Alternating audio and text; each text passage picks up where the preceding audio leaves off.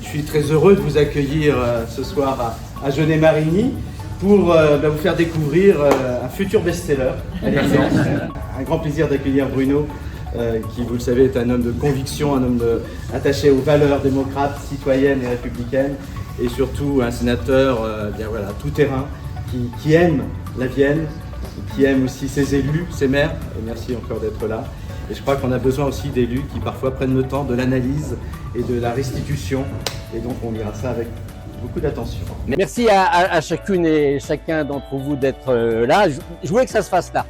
Je voulais que ça se fasse là parce que c'est vrai qu'avec Jérôme, moi j'aime bien les dates, j'aime bien les points de repère. Il y a toujours à chaque histoire et à chaque chemin un commencement.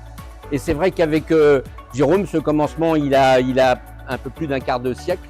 Le faire ici, avec, Jérôme l'a dit dans son propos, envie de passer des convictions avec vous. La première que je voulais partager avec vous, c'est que les collectivités sont indispensables.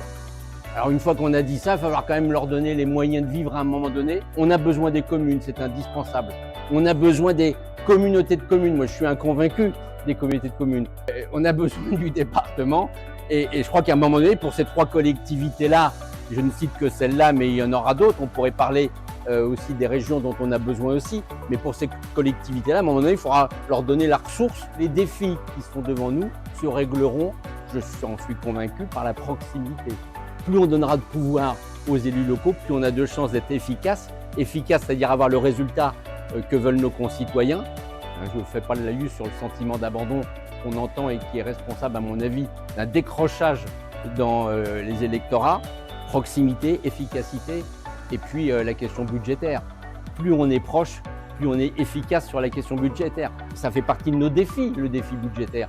Il faut avoir conscience que ce défi de l'argent public est devant nous, et devant nous, de toute façon, il faudra y répondre.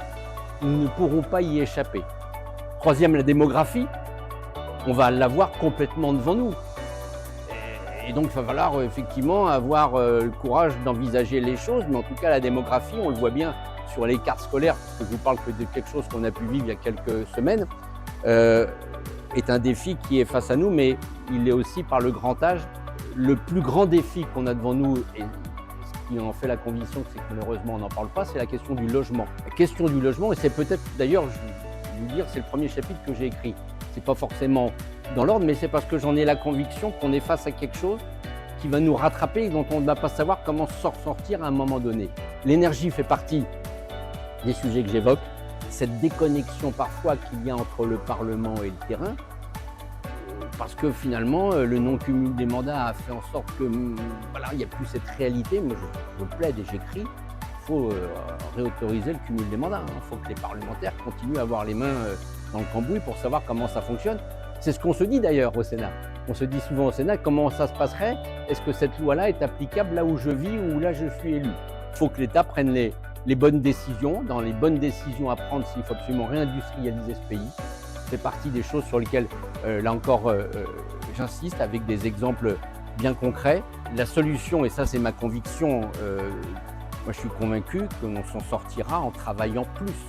Finir par vous dire qu'on a un grand pays, un chouette pays, et il faut être fier de la France, 6e puissance mondiale, pays qui siège au Conseil de sécurité de l'ONU, pays qui a créé avec 3-4 autres proches l'Europe.